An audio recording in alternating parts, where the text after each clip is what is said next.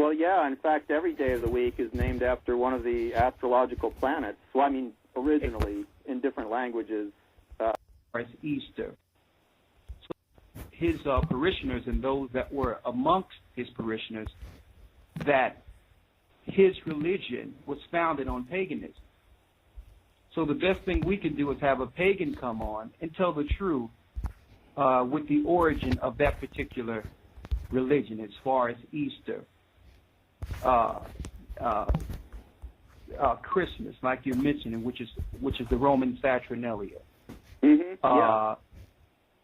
Even, and I know they don't know this either, but I wanted to mention the original worship of the sun, which was Sunday. That was stolen from pagans. Well, yeah. In fact, every day of the week is named after one of the astrological planets. Well, I mean, originally in different languages. Exactly. Yeah. Exactly. So now, Monday is Moon Day. Tuesday is actually Mars Day, and we actually, we use that. That's traditionally used in magic for timing spells, and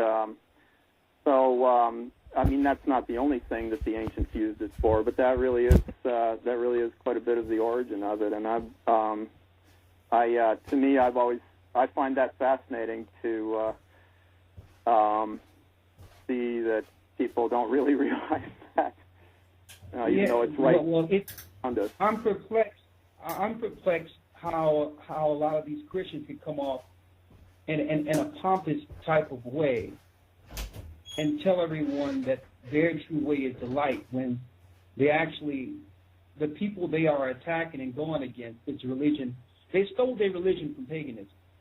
Well, exactly. That's what a lot of us puzzle about, especially since a lot of us are very persecuted by them. My theory about it, honestly, is that it's like, you know what happens when you take, say, a river and really channel it down into a tight little nozzle. You get an extremely intense flow, like a fire hose. You get an extremely intense flow of water, and it can be very destructive, and it's very narrow and focused. Well, I think that's what happens when people who are spiritual, have genuine spiritual impulse, as most people really naturally do. They channel it so tightly down into that, it's one God, one book, one way of reading that book, one way of thinking about that God, and it's this one. It's like monoism, monotheism, monopoly. Anytime you see people saying there's only one way, well, then they have to go around saying that every other way is evil. And that's... Well, all due respect, we believe that there's one way. Well, you might mean something different, though, from that. Exactly. We believe it's one way, but the whole point about it is we understand that the religions that are taught today and the doctrines that are taught today are not founded on the truth contained in the Bible. There's no place in the Bible you can find Christmas. There's no place in the Bible you can find Easter. Christ or no one in the Bible, to tell you, I'm a Hebrew, okay? I am a Hebrew. Mm-hmm. Okay, I study Hebrew, I know Hebrew, I've studied the Bible, and once you are awakened to truth and you read the Bible as it is written, outside of religious influence, you come to find out that what these people are saying have nothing to do with the Bible at all. Yes. And you understand? Absolutely, yeah. The shocking part of that, the shocking part of that is when we figure this out and we go to people and say, well, listen, it's not talking about that. They walk with blinders on. So other people reject the Bible because they believe that there's some double speaking going on. Mm-hmm. How can you tell somebody that my way is the only way when you're doing things that came from paganism, and the Bible actually speaks about the one God. It speaks about the Hebrews. It speaks about, because the Gentiles, preferably the Gentiles, were dealing with polytheism.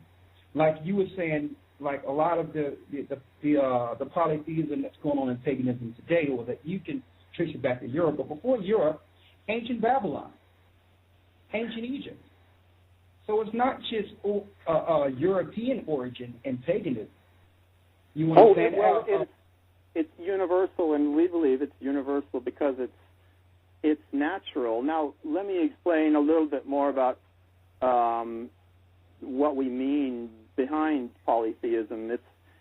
It's not that we think that every god is separate and just associated with one tribe, that sort of thing, which is kind of the impression that I'll be honest, the Hebrew priests that edited the Old Testament seem to have tried to give. I think that in the New Testament you kind of see a different kind of one. Not saying that my one is more powerful than everybody else's one, but saying that all is one. All beings are one, and that we're all united by spirit, and that includes the gods, and that includes. I've read the New Testament, and I've taught the New Testament, and they go one and the same. But I'm not going to sit. There's nothing in the New Testament that deviates from the God of the Old Testament. That's another misnomer that's taught by Christians. I guess I would say I find a different emphasis there in the teachings of Jesus from the teachings of Moses, say. But maybe that's... You would? In that sense that I just mentioned, yeah, I find that, for instance, Jesus often speaks in paradoxes, which, as ye sow, so shall ye reap.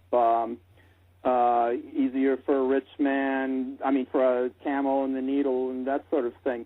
And that's very magical. That's because that's, to us, we see that the whole universe is built around polarity, duality, oppositions, yin and yang, night and day, up and down, right and left. And to see that, which kind of a duality, which is one reason, by the way, why many Wiccans worship a god and a goddess as their chief deity, because they're, calling upon that polarity. But now what the sages like Jesus will often do is twist that and say, well, look at it backwards, look at it upside down, and that's the way to wisdom, They're kind of drawing your attention to how we get trapped in those dualities. Well, I do agree to the point where Christ was bringing the spirit of the law opposed to, and he was bringing the forgiveness of the law, but he didn't come to change what his Father sent him to do. As far as what we know in the Bible and what we read, he even said himself, Matthew 5:17, think not that I've come to destroy the law or the prophets. I've come not to destroy but to fulfill. Now, what I have to ask you, because, there's a lot of information that came out here, and I just have some questions just for my sake now. But sure, yeah. Because in the first couple of minutes, you both came on and y'all willed it out, and y'all were straight. Y'all came and said Easter and all those things, but we really want Christians out there to hear this, because it seems to me now. Let me tell you, I'm going to be straight. I'm a Hebrew. I believe in the Bible, like I said before. I believe that there is only one God. His name is Ahia, the God who parted the Red Sea and allowed our people to go free from the Egyptians who bound our people. All right? Okay. I also believe that the book is a book of prophecy, that the people that have been colonized by Europeans and have been taken down by the people all over the earth, the imperialists, the European powers, which are the Romans, which are really the high pagan, we believe that they're the original Romans. They're hiding themselves behind politics or whatever, and they have taken down the children of Israel, and we're in bondage once again. And I'm not going by allegory. This is prophecy according to the Bible. But I just want to let you know so we can be on equal terms of what we both believe. I listen to you. I want to ask you a few things based on some of the things you've said earlier. All right? Go ahead. All right. If you don't mind. And I'm not going to try to come against you or anything like that. I just got to ask you some questions here. Yeah. Questions. Now, there was a time okay, there was a time in which the pagans were burned at the stake. Yes. Now, we all know that history, predominantly during the Dark Ages. Well, Okay. actually, predominantly known as the Renaissance, sadly, because starting then, but continuing, especially even up through the 1600s. Yeah. Yeah, and Go the ahead. reason why up to the 1600s, and I know this is not normally publicized, but there's a lot of skewed history of the Dark Ages. When the Roman Empire was taken down in 193 A.D. under Septimius Severus and Pescennius Niger, there was, believe it or not, a majority of black rule in Europe that's being hid by modern-day historians. Up until James I and VI. The reason the Europeans needed a renaissance or a rebirth is because at that time you had dark rule. And what was happening, well, we'll discuss that, what was happening, why certain people was being burned at the stake. But I want to ask you, at what point did pagans come from underground and present themselves back to public without the threat of being burned at the stake? Well, it started really not until the early 1950s when in England the witchcraft law was repealed, the law that had made it illegal to be a witch. And at that time, you say what year? It was about 1954, I think. I might have that off by one or two. I'm bad with numbers, either 51 or 54. So the early 1950s. What do English law have to do with America? I thought America broke from the British rule. Yeah, well, there were a lot of laws here.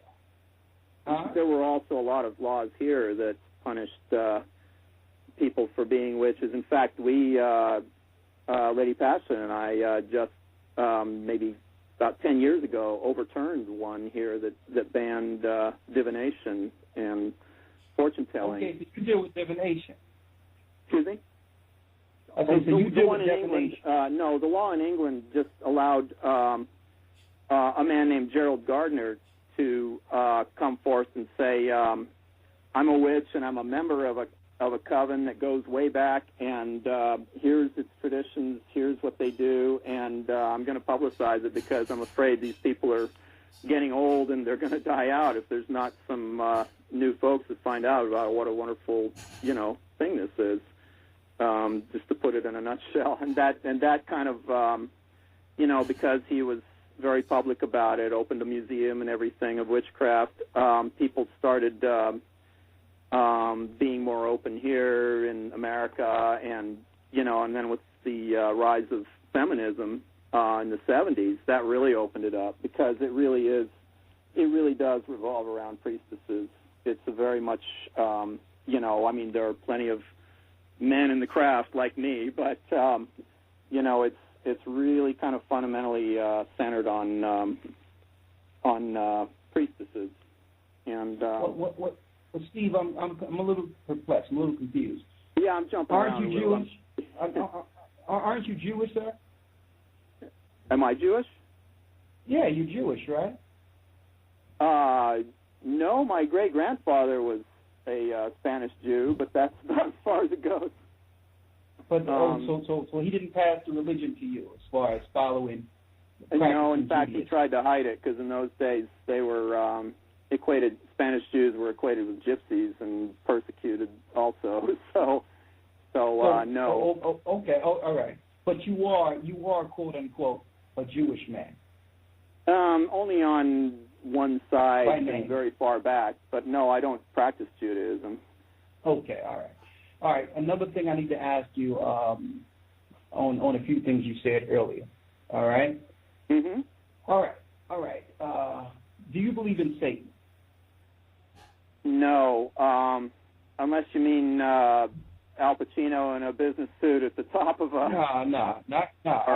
I'm not joking here. I'm saying because. Well, I'm only half joking there because I believe that Satan what I'm asking you is because there's many gods that's being worshipped here. You said you deal with polytheism. Mm-hmm. What I'm asking you is, do you believe that there's a bad spirit out there that's over bad spirits? No, only in the hearts of humans who have divided their mind from their heart. Okay. It's no. We believe that Satan is a Christian and Muslim deity or being, but he's not. And we also see that many of the in particular, one of the main gods that have been worshipped by pagans since time immemorial is the horn god, who's associated with nature, and with like you see him in Minoan art and ancient Hindu art. Like God Pan? Pan, exactly. Pan, okay. Dionysus. Yeah, and so that's the equivalent. Is Pan the equivalent of the Bible Satan? Well, not really, but the Christians, because the worship of Pan was so popular, they attached Satan, their concept of Satan, to it. So it's kind of like saying, because you're in favor of universal health care, you're a communist. They just kind of started tarring people with that and persecuting them for worshiping that god, which they called Satan, because they considered him a rival with their one god. Well, let me ask you this, because it's well established already that you believe in spirits. Yes. Okay. All right. So you believe in spirits. You pray to spirits. You pray to gods. Well, we pray to gods, and sometimes interact. So what is the origin of the gods you pray to? Where did they come from? What is their origin? Well, that's a good mystery. I mean, like I said earlier, Wiccans don't have any problem with science, except in one respect. When scientists claim there's no such thing as spirit, we beg to differ. But as far as, like, for instance, the origin of the universe being in a big bang 13.7 billion years ago, we don't have a problem with that. And if that's where everything comes from in this particular cycle, then maybe, just maybe, that's where the gods come too. No, but what I'm asking you is, so the answer is no. You don't know the origin of the gods that you're praying to. Well, if you mean the ultimate origin, I think that it's extremely arrogant of any human to claim, and I don't mean any offense to anyone out there or to you, but no, just speak candidly. I think it's extremely arrogant of any of us humans to claim to know the origin of the gods, or to know even what the one is. The one that is the source of all. I because understand. It may be, but I'm just asking you, as far as you're concerned, we're talking about paganism right now. I'm just asking you. We find that most pagans don't know the origin of their gods that they follow. We find it's more important to focus on our relationship with them and what they do for us, what we do with them, and it's surprisingly, I know people have this notion, this whole Hollywood notion of pagans signing pacts with demonic spirits in order to get rich, but it's absolutely nothing. Well, sir, the reason I'm asking you, sir, and that's why I asked you the question. I have a few more questions I have to ask you based on what you said earlier. Mm-hmm. If you don't know for sure the origin of the gods you follow, how can you say for sure Satan is not one of them? Well, how can you say for sure what the origin of Satan is? I mean, so let's leave it open then. Since what one book tells you, one book which will assert was written by God, but how do you know that for sure? Well, you have faith, I can answer that question for you. But I want to just talk about paganism. The fact that if you don't know the origin, it's a possibility that one of those gods could be Satan. I've never encountered any deity that even comes close to Satan. I have encountered a lot of people. Okay, well, let's talk about the enlightened one. Pretty evil, but let's talk about the enlightened one, the one that brings the enlightenment. Well, we don't necessarily think there's just one. We think Okay, that all right. that there's enlightenment to be found through many channels and through many people, and that's part of the problem we see with monotheism, is that it always claims there's only one, and that promotes the idea that there's a guru who will teach you everything, who's perfect, the idea that there's a prophet who's the only prophet that had the truth, and anybody who disagrees with him needs to have his head cut off, kind of like the Islamists. Okay. All right. Okay, so let's make this clear, though. Uh-huh. All right? Just so we can go to the next one, because I don't want to stay on this forever. I just wanted to speak to you about it, because I've asked people these questions. Let's go to the next one here. All right? Sure, okay. Okay, because you were talking about the horn god, which is a man god. Well, which is your main god. He's your main god, the horn god, correct? He's one of them, yeah. Most witches would say yes. They're he and the goddess, which they might call the great goddess or the great mother.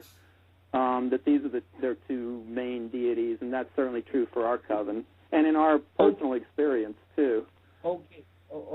Another question I have: would you relate that, or will some other cultures relate these same gods to what the Roman Catholic Church can call Jesus and Mary today?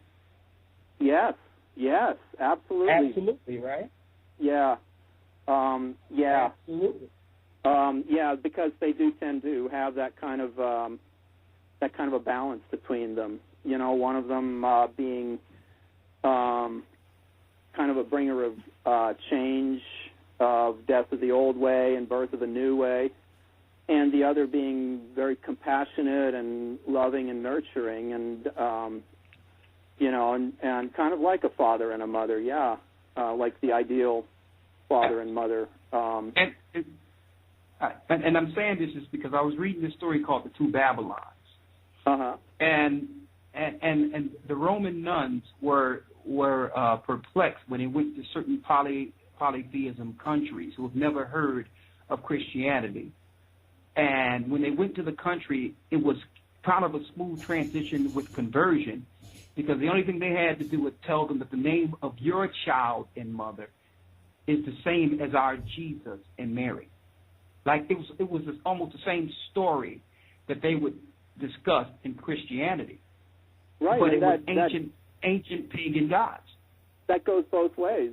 It means that Jesus and Mary are also the same as in that sense. Okay. Now, I'm going to put this out there strictly for the listeners and let people know that we're Hebrews, and we don't deal with Jesus and Mary. We deal with Yeshua and Ahiah, and I'm going to go with the difference in that real quick. But I really want to talk about this encounter you had with the horn god Pan. His name is Pan. Let me draw one distinction, though, real quick before we go off of that, is that we don't think of them as having been human.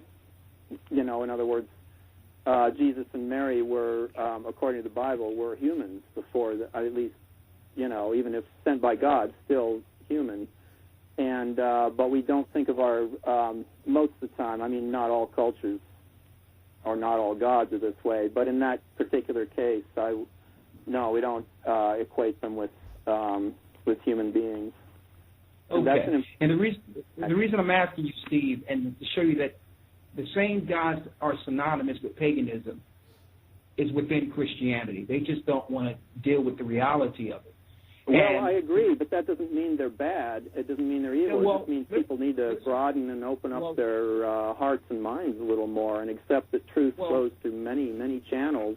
Not all channels, I agree. I guess that comes from the perception of what one would perceive as good or bad.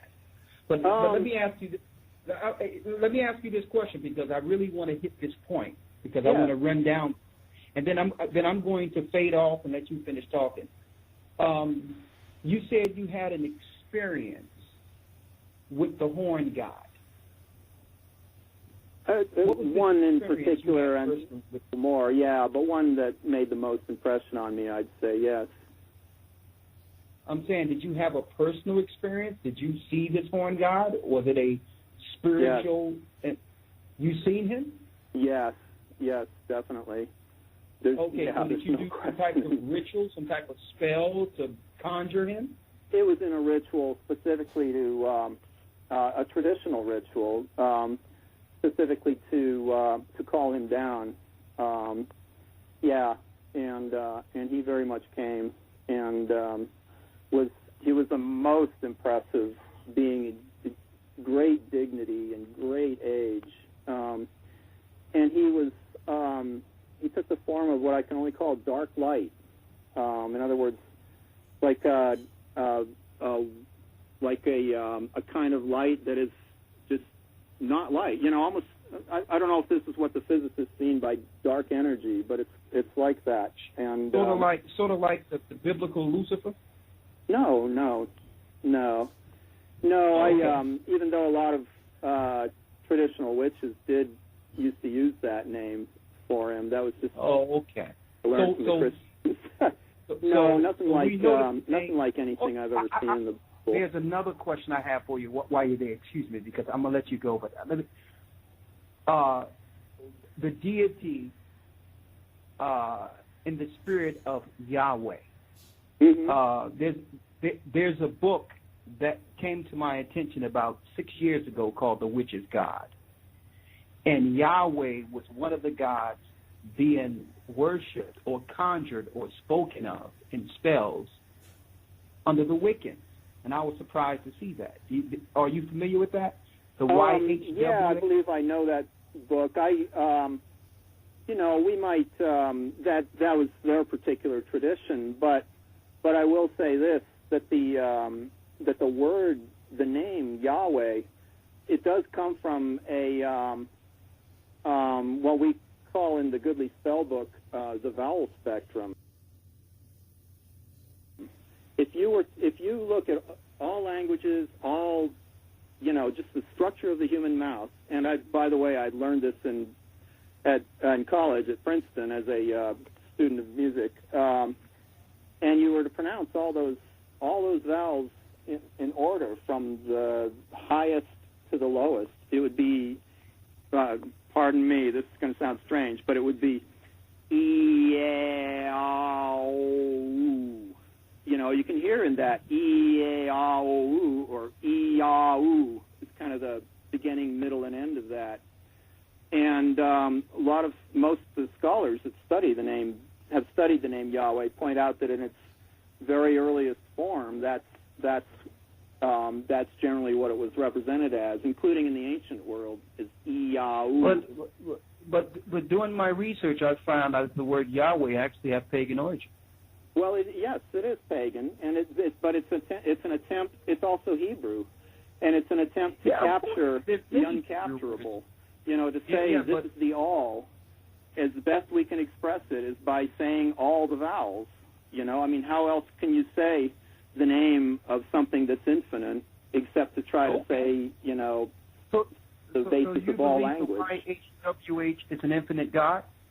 Well, it's originally, in Greek it would be Yoda, let's see, well, basically I-A-U is basically probably how you'd best spell it, the way they used to spell it in ancient Greek.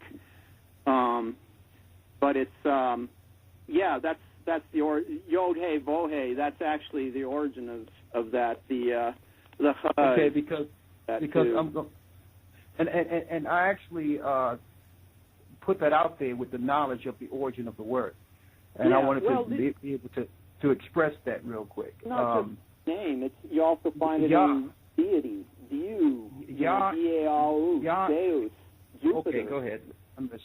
Go ahead. Jupiter, that name appears in all over the world, even in Chinese name for the supreme deity.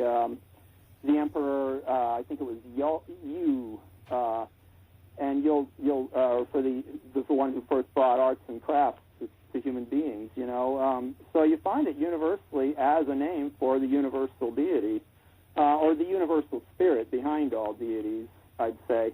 So even if people are using it nowadays in kind of a, I don't want to say bastardized form, but kind of a partial form as Yahweh, the name of this particular deity we worship, that's really the origin, I think, was mystics trying to capture this allness, the oneness of all, by saying, yeah, and that's the best any human can do. Okay. Well, I wanted to put this out there because we did the research on the Masoretes. I don't know if you're familiar with the Masoretes around the 1st century. I've heard of that, but I don't know much about it. Masoretes? Yeah, the Masoretes were, around during the Dark Ages, right before the Dark Ages, during the time of the Crusades, around the 10th century, you had a conversion of the Khazars into Judaism, which are the modern-day Jewish people today. But what they did was they put their hands on the ancient text, and to control, because there's power through invocation, they made sure they would pull the true name of God out of the records to hide it from the Hebrews and injected the highest, what they would call universal supreme being of their God. But we did some Hebrew study, and we found that Yah means God or power. It don't denote a good or bad God or what God or how many gods. Yah just means God. That's right, yeah. That's also what I've seen elsewhere. And Hawa goes into the word in the Hebrew, mischief, falling. Huh. So the Yahweh actually... Hawa? Yeah. Huh. Hava means ruin, fallen, mischief. So it's the God of the falling, the God of mischief. So have you heard of the Gnostic god Yaldabaoth? Yes. Have you studied any about the ancient Gnostics and what they believed? Yes. Okay, so probably then, they had a very similar belief that in fact the God that the Christians worship was a trickster who. But the whole deal, I want to put this out there. There is a God over all gods. There is a God. If there's many, you must know that it had to begin with one, and his name is Ahaya. I don't want to put that out there to the brothers and sisters. He's the God of the Hebrews. Ahaya is his name. The I am that I am always existed. All right? Now, one other thing I wanted to ask you here, because this is getting quite interesting. I agree it is. and some questions were sent to me, so some of these questions are not my questions. It's what others just want to know. All right? Okay. Yeah. One question, and I wouldn't ask this question, and I don't really care about this, but I'm just asking because it was sent to me to ask. Is there any what you will call sexual rituals within paganism? Yes, there are. Pagans, Wiccans in particular, I can speak for, do believe that the sex and the body can be sacred and should be sacred, and there's a certain kind of energy that's raised during the sexual act that does play a role in some really certain. Now, when I'm talking about this, what they're asking in particular is like when people see the movies Eyes Wide Shut, where there were these societies where there was orgies going on. Yeah. Is orgies part of these sexual rituals? Well, I'll be honest with you. Some of the old covens, they were. You have to imagine these are very staid and proper English men and women that are in this very repressed Victorian society. So when they had a chance to cut loose, they cut loose. That's nothing. That's nothing that you all are a part of. That's not. No. In fact, we even discourage people from. Let me put it this way: we don't want people to use our coven as a dating service. So we, but is it unlawful? Let me ask you this: is it unlawful amongst Wiccans and Pagans? Are there groups that do operate in those types of activities? There may well be. I haven't. I can't say that I know any personally, but it certainly is.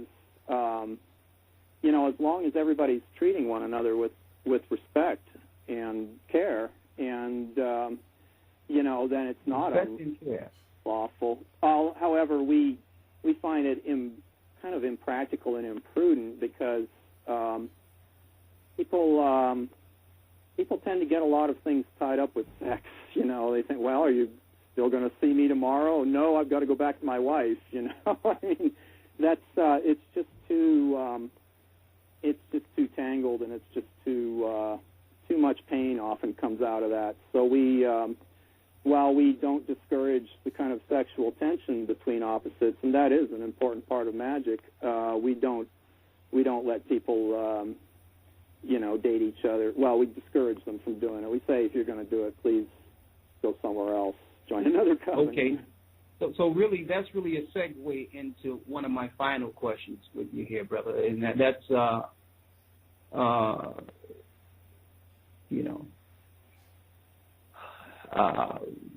it leads me to my next question that I have to ask you. All right, because you said that man, this is kind of wild, man. But anyway. Okay, go for it. Oh, okay. When you said that's one of the things that's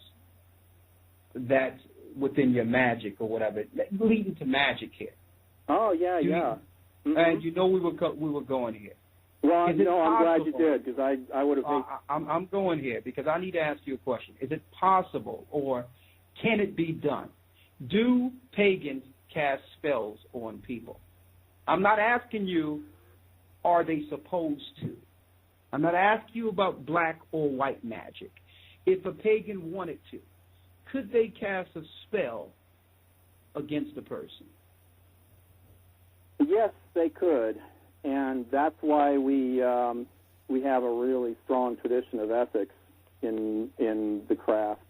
Well, in Wicca and witchcraft, and that's one thing where, in order to progress in almost all pagan religions and learn to use that kind of magic, that's why almost all cultures, including witches, pagan groups, require that you become a priest or priestess, so you be trained in how to use that properly and ethically, and not use it to harm others. We have one principle that all witches agree on, and it's called the law of threefold return. And different ones express it a different way, but that's usually what we call it. And it's basically, if you cast a curse on someone, be prepared for it to backfire on you. What you put out there is going to come around back to you sooner or later. You could call it karma. You could call it the golden rule. Do unto others as you would have them do unto you. But there's basically kind of a reciprocity that goes on that, whereas if you bless someone, expect that blessing to return also. So, yeah, we say that we do have the power to bless and to curse. But generally, people, I'll tell you, I'll be honest, as public witches, people are calling us all the time asking us to curse someone.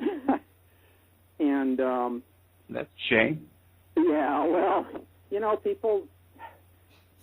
sometimes people have really, righteous grievances against someone who's been cheating on them, or, maybe raped someone close to them, that sort of thing, But what we really encourage them to do is to say, wait a minute, step back from that first impulse of wanting to hit back with the same thing you got hit with, and there is magic you can do, but it may have to do with restraining that person from doing further harm. It may have to do with ensuring that justice comes to bear. So what you're saying, there's laws in being a witch or dealing with witchcraft. There's laws within that. Yeah, there are really strong ethical principles that. But someone really could with this knowledge do some serious, deadly harm. Not really, no. Let me put it this way. If you got to think about it, brother, that means someone can do some things. Right, I actually was targeted by a curse one time. That's what made me pause. I remember I never knew where it came from, who put it on me, or I had a pretty good idea of why, but it came very close to killing me, and I had to do some serious magic to stop it. And that's it seems like a Harry Potter story here. Well, let me ask. It was actually. Okay. Let me ask you. Okay, let me ask you this, because there's a few things I just have to bring. You know what I mean? And a couple of. Another question I had is UFOs. Yes. Okay.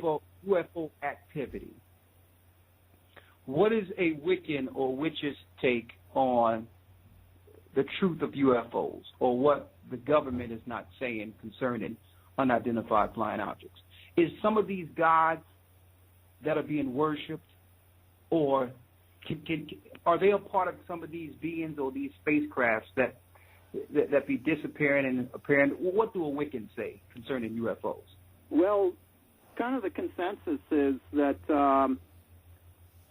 no, they're not gods, because they won't come when you call them, whereas gods usually do. Hey, well, however, if they're seem like you got God popping up with some of your rituals, so.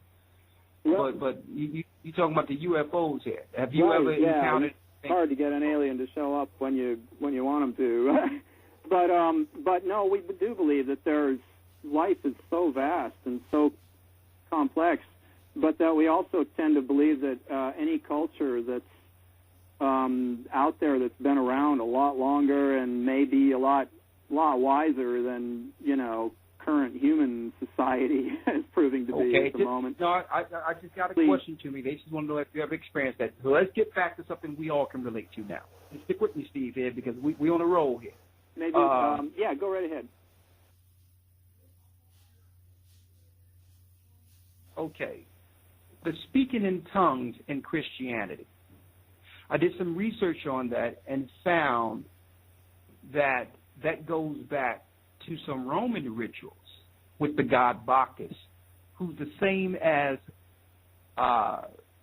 Dionysus. Yeah. So speaking in tongues in the Christian church, and when I look in the Bible, I see nothing of what they're doing in the church in the Bible, because when in Acts the 2nd chapter, when the Holy Spirit came down, it allowed those who didn't understand others' languages to understand them, so the gospel of Christ can be taught. But babbling in an unknown tongue and opening yourself for channeling in spirits go back to the god Bacchus.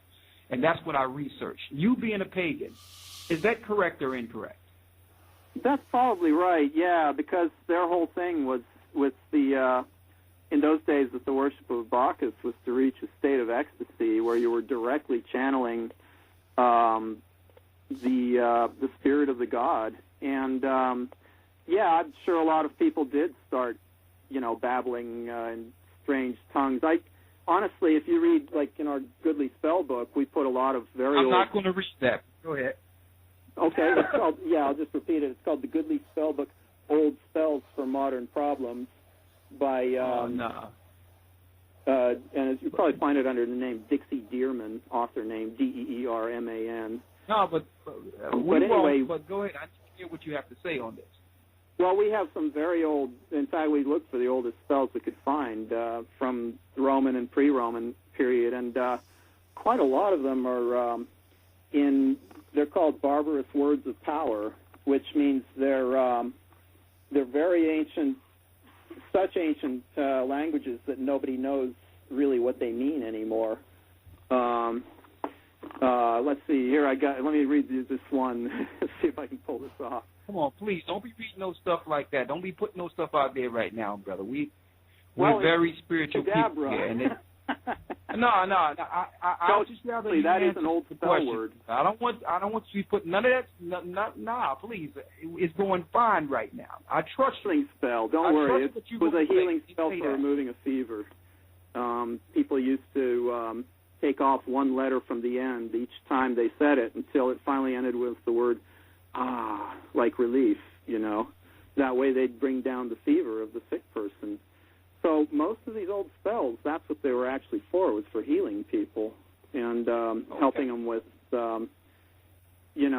medical problems or various other kinds of problems, but they're never, well, at least the ones we put in our book, none of them are curses or anything like that. So they're useful and helpful, but not dangerous. We wouldn't publish anything dangerous like that. Okay, well, let me ask you this, because I wanted to make sure that part was placed out there, because there's a lot of, I'm coming to find there's a lot of pagan rituals within Christianity itself, and the sheer ignorance within Christianity is perplexed. I'm perplexed with it, is that to come down on everyone and say, well, my way is the only way, but really your way is paganism. And then you tell a pagan they're going to hell if they don't follow your way when you stole your way from pagans. Yes, that's exactly what we say.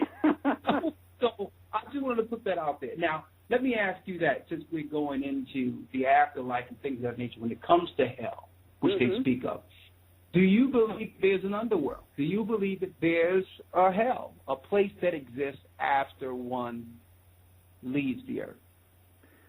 Well,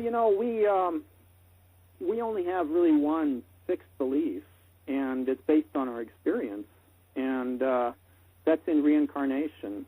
Witches do believe in reincarnation, though we've had many lives before. Reincarnation. And so we believe that, we experience, actually. A lot of people, like we listen to people who have died and come back to life, like on the operating room table and so forth. And they'll often talk about going to, in fact, my own high priestess and wife, Lady Passion, that happened to her. When her daughter was born, she died and found herself in a silver sphere with a whole bunch of other silver spheres, just shooting out past the planets, out towards a place that was incredibly beautiful. It looked like she says, I know this sounds corny, but it looked like Superman's city of crystals, and it was that way above, and beneath it seemed like there was a utterly dark reflection of it, of it. I was going towards that upper light part, with all these other silver spheres. But she says that this knowledge came to me, and that kind of how the whole universe worked. It was all this whole idea, basically, of polarity and balance and duality. And as soon as she thought other people should know this, I wish other people knew about this. She says they, and she had a distinct feeling of it being they, gods, sent her right back, and she found herself right back in her body, right, where she had just bled to death a moment earlier. And ever since then, she's been a very different person. She feels, much less afraid of death, as she knows. Well, let me ask, because I don't think the question, maybe I need to just ask it in a different way, because I can actually go into the scriptures and show you what she experienced, because what she experienced is actually in the 70 scriptures that were hid in the Qumran caves from the prophet Esdras. Well, it's also in Plato. I mean, Plato writes about that in the in one of his in the Timaeus, I think it is. And I'm actually a big follower of Plato and Socrates as pagan philosophers. Yeah. They were two known pagans. Well, there were, and the thing that she experienced is written there and described as the experience of a soldier who died and came back to life.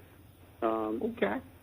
So yeah, well, it's a lot of Yes, let me just real quick, one sec. Just real quick, I want to make a quick announcement. Everyone, you're tuned into the Search Engine International. I'm your host, Gajo. We have Elder Rakar live here. We also have Steve. I'm sorry, I forgot your surname. But Rasmussen. Steve. Okay. Repeat that, please. Steve Rasmussen. Rasmussen, and Steve Rasmussen is a pagan, or from the religion witchcraft. Witchcraft, Wicca, yeah, both. Yeah, you can call it either, really. Okay, all right, and okay. For the listeners who are there tuning online, we have an hour and 30 minutes to go before the overtime. Now, we had some problems last week. Those of you who are trying to get into the Skype, what you need to do is click on the live link for the show, and you'll see the Skype link to call in. All right? You can try to start doing it from now so that when it comes down to the time, you don't get cut off. We have an hour and 20 minutes to go. Excuse me. An hour and 29 minutes to go for the overtime. All right? And that's it. Pleasant listening. I'll hand it back over to Elder Rakar and Steve. Okay, so. Yeah, you had another question? Yeah, the question I asked is, so you don't know for sure whether or not there's a hell, or you don't know about that? Because the reason I'm asking you is because when someone dies, according to Scripture, they behold the light. They go through everything you've just experienced. It's a 7-day period before they go into place of habitations where they'll be based on the judgment of their life. But originally, you were doing that life. You deal with the 7 days. You understand? But I'm asking you, do you know anything, or is the teaching of hell or torment after life? Is that anything within your religion specifically? Is what I'm asking. Not in the Christian way. No. That's no. That we don't have that teaching, and we honestly haven't. You know, we rely a lot on experience, what people's experiences are, as opposed to what we're told or what a book tells us. And I haven't known of anybody who's encountered anyone who's gone to a hell or experienced or seen it. However, that's not to say that people don't experience that when they die. They might very well. You know, I think that a lot of people. One thing we do deal a lot with. Let me tell you this. Is ghosts, angry ghosts, spirits of people who may have died very angry, you know, and were maybe very bad people in their life, and they're caught in a kind of hell a lot of times. Not always, but a lot of times. So, you know, people will call us in to try to get rid of a ghost that's destroying things in their house, or, you know, really causing a lot of trouble, and quite often that's the problem, and they're suffering. They're tormented by whatever it is got them. Okay, well, answering the question directly, no, y'all don't deal with the hell. Let me ask you this. We talk about the hell of the Christians, but it's kind of okay. All right. First, then you go to the hell of the Christians. It's a joke, really. Listen. Let's go into the symbolisms now. Yeah. There's certain symbols that's used, like the Jewish star, the 6 point, you know, what they call the Star of David, which could be called the Seal of Solomon. Right. Which is a 6-pointed star. Now that is a very ancient symbol that represents as above, so below. It's the two interlaced triangles. One of them's pointing up, the other one's pointing down. Yeah. It's what the Jewish people are hiding, and they call them the Star of David, but it's not the Star of David at all. Is that correct? You're right. It's much older than that, yeah, and much more universal. And it means that... And its history is shrouded within paganism. It's the origin, not shrouded, but its origin is paganism. Yeah, and really the 6-pointed star has nothing to do with the Star of David. Am I correct in that? You're right. It was not adopted by most Jews until the Middle Ages. In ancient times, like the old carvings that you find on Roman ruins, Judaism was always represented by the the 7 or 9 branch candelabra, the Hanukkah candelabra. That's how that was the symbol for Judaism then. I forget what the name of that is. You know, it's that holds the candlestick. The menorah. But under Megan David, it was switched under the Rothschilds. Well, they switched symbolism under the Rothschilds to it's called in Enochian magic.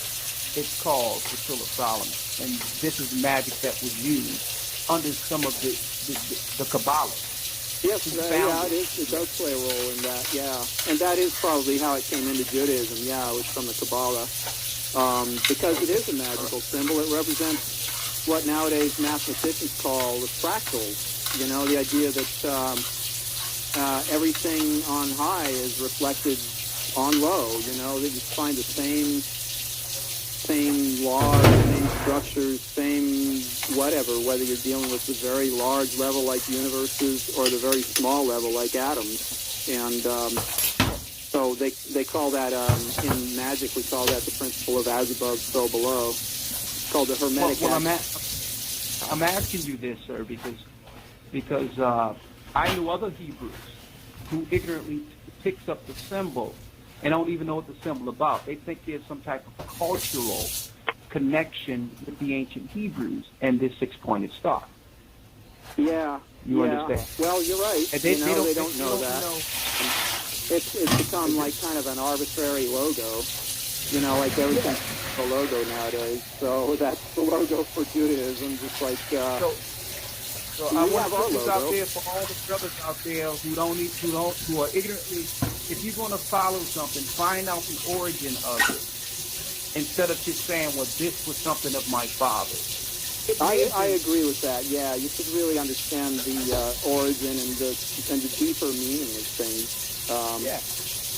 Because the symbol isn't just an arbitrary bit of geometry. It reflects some kind of universal principle depending on the symbol.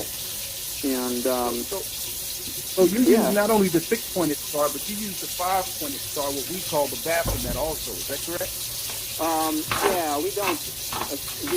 We don't associate it with Baphomet, but yeah, we do use the five-pointed star. It's an interlaced five-pointed star, and we usually surround it with a circle. Using a five-pointed star, is there any level of fire as a part of this particular ritual? Yeah, it represents, to us, it represents the four elements plus spirit. So the four elements are fire, air, water, earth, and then the kind of the central core element that gives rise to all the others is spirit, the one that animates them, gives them life. I have a better question. Is a Christian, say a normal Christian or regular person who watch TV, whatever the case is, if they were to happen onto one of these rituals with a five-pointed star with fire, would they assume that you are dealing with some level of satanic worship?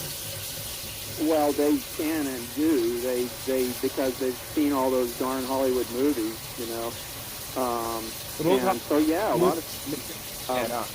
We've had a lot of trouble with that over the years. People make leaps of wild assumptions, and so they'll call in the police, and we'll say, hey, we've got a religious ritual going on here. Don't, sometimes we have to, like with our big public ritual, every year we do a big public ritual in downtown Asheville, and we're doing it again this year on October 31st, and for Halloween or Samhain. And we, a lot of times we get protesters from the Baptist churches coming and shouting, thou shalt not suffer a witch to live, and all kinds of that sort of thing. And we have to, sometimes the police have had to hold them back, because...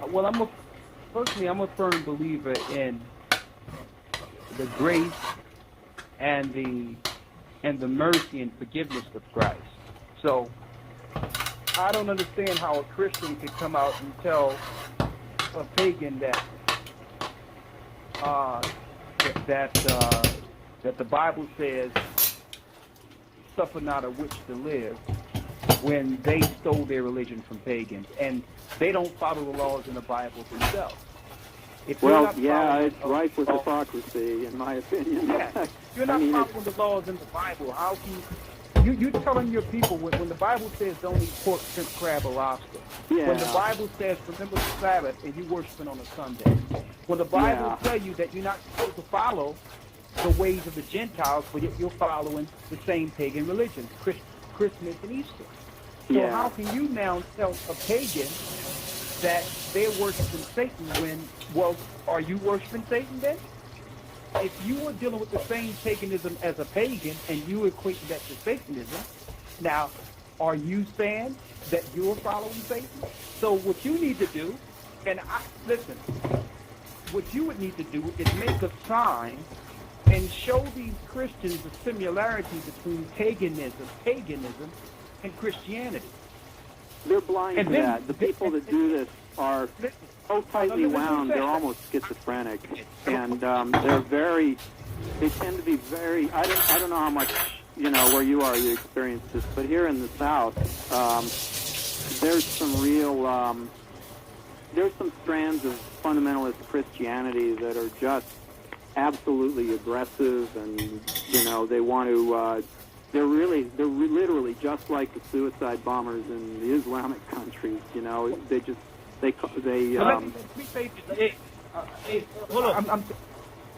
Listen, I want to make this point real quick before it eludes me. Okay. Real quick, I need to make this point before it eludes me. The whole deal is, I don't agree with your religion. I'll tell you that right now. But Christ said, but I'll be straight with you. Christ says, be either hot or cold, because if you're lukewarm, you're spewed out of the mouth. At least you're following your religion, and that's what you're going to follow, and that's your road you chose. Yeah. And you have a chance, once you see a greater life, if you see the truth, to repent if you find that it's wrong, to take the right road. That's different than a Christian who stole your religion telling you you're going to go to hell. So I totally agree. Yeah, if you're going to choose that path, choose it with integrity, practice it with integrity, and don't, and I think I totally agree with you about that. You should help them by bringing out a sign and say, listen, here's paganism, and here's the same thing that you do that we do. So at least it gives them the choice to look in the mirror and say, you know what, let me really go into this Bible. Let me go into this and see what I'm really dealing with.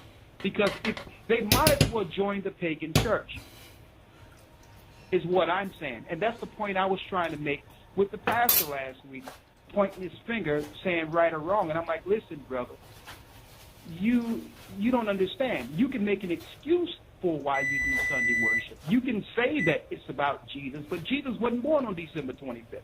That's Saturnalia. Yeah. You can talk about Christ rising on a Sunday. He didn't rise on a Sunday. When they went on the first day, Christ was already gone. He rose on a Sabbath. You're worshiping Sunday because of the integration with Constantine, integrating pagan beliefs with the new religion, Christianity, for worldwide acceptance. He was a known pagan. So that's true. As a pagan, I'll confirm that. Wait. Huh? As a pagan, I agree with that, yeah. Yeah, you can do that. So don't come try to tell people this is the way when your way was created out of paganism. Now, I believe the Bible is the way. I believe that the truth is the way. But Christ told us in Matthew 24 that many shall come in my name saying, I am Christ, and shall deceive many.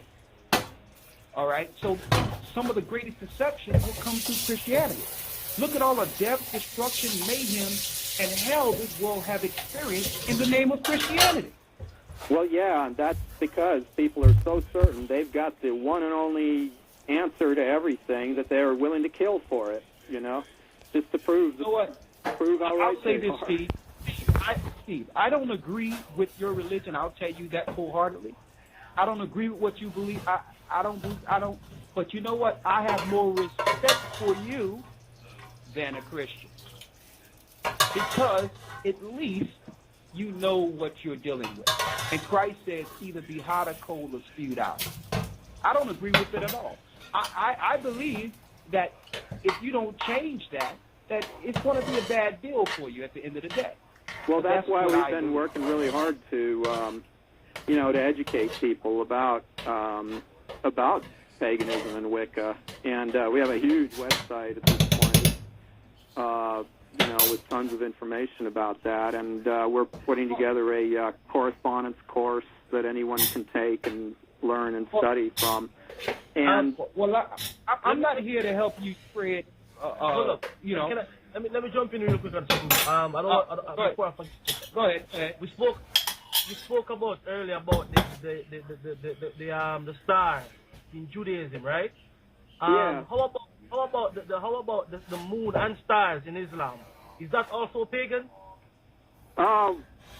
There's a lot of evidence that it comes from Byzantium. Yeah, that originally that was the symbol of Byzantium, and it was associated with Hecate, the goddess, same goddess that our coven worships, Hecate, because the story goes that in Byzantium, that's of course the origin. That's Constantinople, which became Istanbul, but and then became the capital of the Islamic world for a while, around 500 years ago, under the Ottoman Empire. But yeah, where that started was as a symbol of Hecate. It was a night when only a star and the sliver of the moon were out, and well, actually, the star was Venus. That star represents Venus, and Philip, the father of Alexander Alexander the Great, Philip of Macedon, his father, came and tried to conquer the Byzantines at night. His soldiers were creeping up, and the Byzantines say there was a great flash of light, and the dogs started barking. Nobody knew where the light came from, but it revealed Philip's troops sneaking up on them. They were able to repel the attack, and ever since that day, they had Hecate as their patron goddess, and her symbol, they used that moon and star as her symbol. We still use it, by the way, which is... well, you know what, man? That story that you just told me just then sounds like the American anthem. Oh, yeah, it started as a drinking song, yeah. To Anacreon in heaven, yeah. Yeah, who's a pagan god. You're absolutely right. Yeah, it started out as a god, as a... So I have a good question for you. I have a good question for you now. It just popped out at me, and I think this will be a profound answer. That whatever you want to come with will be profound. I know the question. If Islam is founded in polytheism, because we know before Muhammad they had one god for each day of the year, which was under Persian mythology, paganism. Yeah, that's right. In the Kaaba, yeah, they had 360 idols. So here's my question.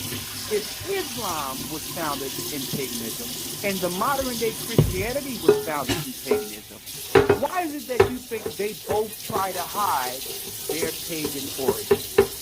Wow. I call it reaction formation. They're so afraid of that they're viciously anti-pagan. Muhammad is an example of that. Remember you heard about like 10 or 15, maybe longer ago, years ago, that novel, The Satanic Verses?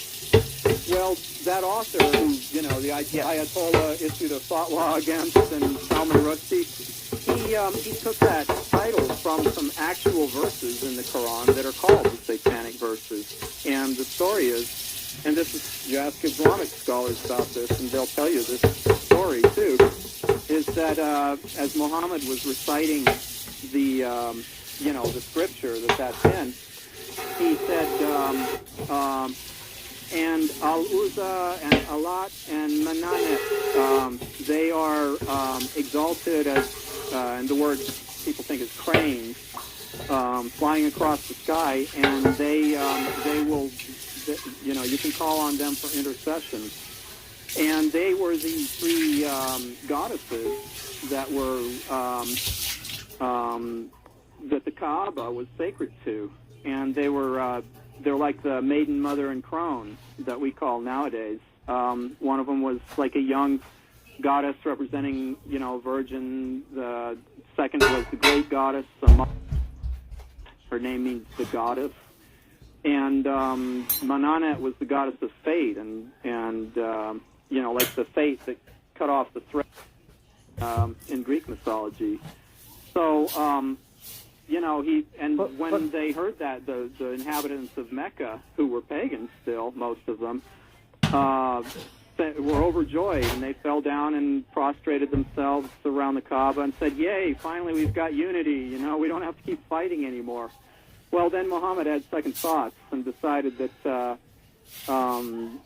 Satan must have put that thought in his head, and he changed it and said, basically, instead of the verse that says they are like great cranes flying across the sky and you can pray to them for intercession, he cut that out and said, you can't pray to them, basically. They're forbidden, So, he cut out the goddesses, Islam. So why my question is, why do they, especially the hierarchy, they have to know what they're dealing with. And I'm talking about, I'm looking at some of the hidden Wiccans, some of the hidden witches and warlocks who are not open as pagans, like your Masons today, who deal with the same symbology. They deal with spells. Yeah, closely related. You know what I mean? Not. They are very close to us. Yeah, we're really come from the same source. Yeah. Same source. They tell you that you must be from one of the original religions to be a Mason, because why? They know the original religion, the origin of all these religions, go back to ancient paganism. Well, but my question is, wait, let me correct you there. They don't say that. They say that they're open to any religion. You bring your sacred book and put it on the altar. They worship God as a universal one. You know, they don't. They say that people can belong to any religion and still be a Mason. Yes, because really all religions have the same origin. The whole world religion has the same origin. Really, I believe it does. It's nature. So my question is, and I don't. Maybe I didn't hear the answer, but I really need to hear the answer. Yeah. Why are they afraid to say that my religion started with paganism? Because then they'd have to give up control. As soon as you say there's only one way, and I've got that way, then you're in control. It's just like being king. You know, there's only one king in this country, and I'm him. You know, anybody else says they're king, I'm going to go out and kill him. And that way you can, and it's also, I got to say, I think it's a masculine thing too. It's a way of shutting out priestesses and women, and they're extremely powerful. I mean, you may or may not agree with this, but 9 times out of 10, I think women tend to be more spiritual in their naturally spiritual than men. And you can see in the history of Islam and Christianity how terribly afraid they were of that, and how they took great pains to deny that Jesus had a wife, you know, like that manuscript that's just been discovered says, or to deny that these goddesses were part of Islam. So anyway, that's just my theory, but I think you'll find a lot of agreement with that. All right. So, in a nutshell, if they're going to say that, if they believe wholeheartedly that paganism and Satanism is one and the same, so they're in denial, because if they admitted their similarities, they would have to admit that according to their belief, they're actually worshiping Satan themselves. Well, yes, I agree with that. I think that is really right. The thing is their own Satan. Yeah, I honestly have come to believe that, and I'm not original in that. That's what the Gnostics believe, and I think they created this idol, and now they worship it. I mean, not all of them, but the people that are out there, suicide bombing and out there burning crosses on black people's lawns, those people are actually, I think they're worshiping their own Satan, honestly. Okay, I just got another question. You really have to give me some understanding on this.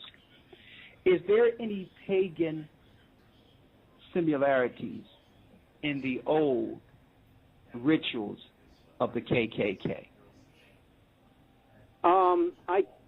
I don't know.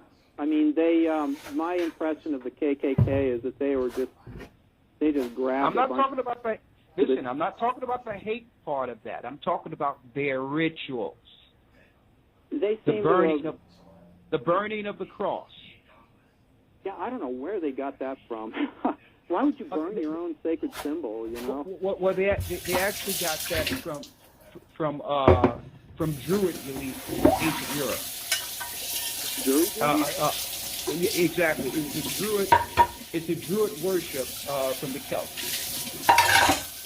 Oh, a burning cross. All right. Well, I know that solstice they might have done something like that as a sun symbol. Yeah, the sun symbol. Yeah. In ancient Germanic cultures, they used to, they would light a wheel on fire and roll it down a hill as a symbol of the sun. But that's not quite the same. So I didn't know right. that. I got a few of them. I got a next one, Steve. I hope I'm not bombarding you here. I got another one too. I don't mind at all. What are Pagan's idea or understanding of, or what are your feelings of European colonization, of how the North American Indians were destroyed, and then it opened the door for pagans and others to worship a religion on stolen land? That's a good question there. Well, given that the Native Americans were pagan themselves, and many of them were forced to give up their beliefs in mission schools,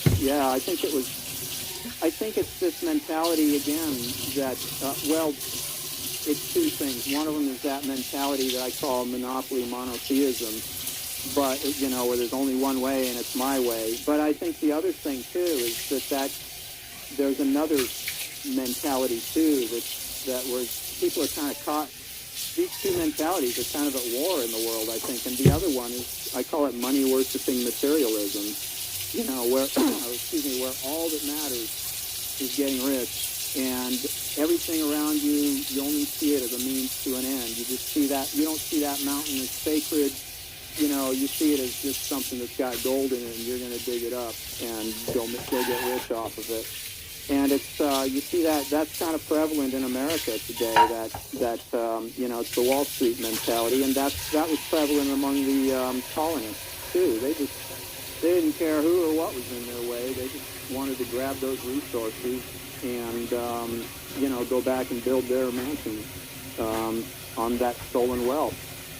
And it comes from a kind of materialism where you see the world around you is just nothing but dead stuff that you can use to your own end. And you see people that way too. You see them as human resources to be exploited, And I think that all religions are at war against that, even though some of them contribute to it. Okay, so in a nutshell, you don't agree with the European conquest through greed. So no, not at all. No, I think it was all right. Well, for the ages. That question had nothing to do with this. Let me ask you this. Some of the movies, some of the spells that are being actually spoken, like in Harry Potter or these other movies, are those actual spells? Are those actual things that are written in ancient pagan books? Some of them are, yeah. Like there's a character in Harry Potter called Rubius. Okay. That's from a geomantic figure, a divination figure called Rubius. Are being actually spoken like on Harry Potter or these other movies. Let me ask you this. Part 8.